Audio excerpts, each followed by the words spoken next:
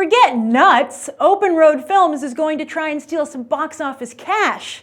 You're watching Beyond the Trailers review of The Nut Job. The lost city of Nutlantis!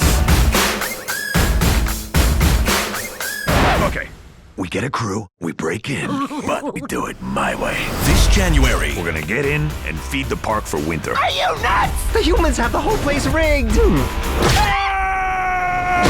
It's not gonna be easy, but we're talking almonds, walnuts, and did I mention the peanut brittle? Is that a candy or a nut? Both. 3 of the top 10 highest-grossing movies of 2013 worldwide were animated movies, and The Croods came awfully close at number 11. With all this cash on the table, who can blame smaller studios for wanting a nibble?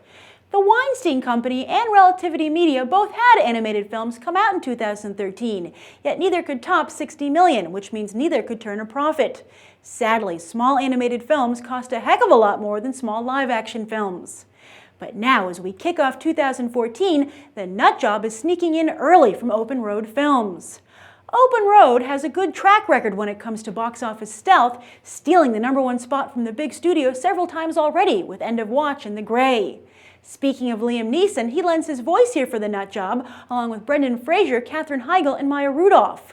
Will Arnett voices the lead, but is sure to make a much bigger impression with the Lego Movie, where he voices Batman. However, don't underestimate what The Nut Job might be able to get away with, especially with the animation addiction Disney's Frozen is fueling right now. Audiences might very well be hungry for more. It's also worth noting that while most mainstream animated films released here in the United States are made in the United States, with the exception of Illumination Entertainment, who makes their movies in France, The Nut Job is a co-production with South Korea, and it has the biggest budget ever for a South Korean animated film, a little over $40 million.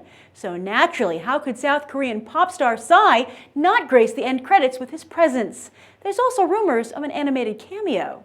This is for kids, small kids. That said, though, it was very clever how they incorporated classic elements of the heist genre to a film about cute little animals from the park. And they were cute. I'd say one of the best things about this movie, aside from the clever script, was the character animation. In particular, Precious, the pug dog, voiced by Maya Rudolph. This was kind of like the Rosie O'Donnell role, but with Rosie O'Donnell and a lot of the voiceover work she's done, immediately you're like, that's Rosie O'Donnell. But Maya Rudolph, I think, was able to, kind of hide her voice a little bit, hide her persona, and to really create, a great match with the character. It looked like a cute little pug dog. It sounded like what you would think one would sound like. It just was a very well-realized character.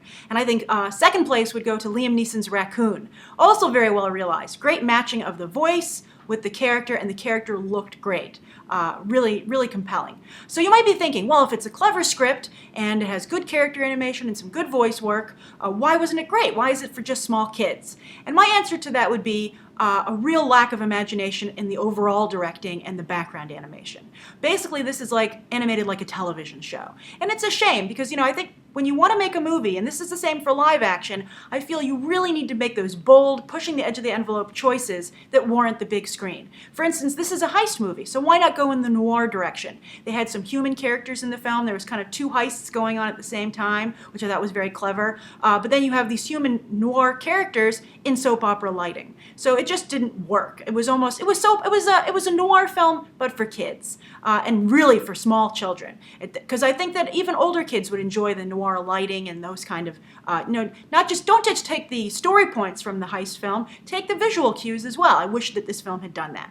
So I would say that The Nut Job is a probably very entertaining and sophisticated film for little children. So if you have small children or you are a small child, I think you should go and check The Nut Job out. But otherwise, I think it's barely a rental, even if you're an animation fan, because there's really no great animation on display. Maybe if you're interested in character animation, you want to see how they did the characters, because that turned out very well.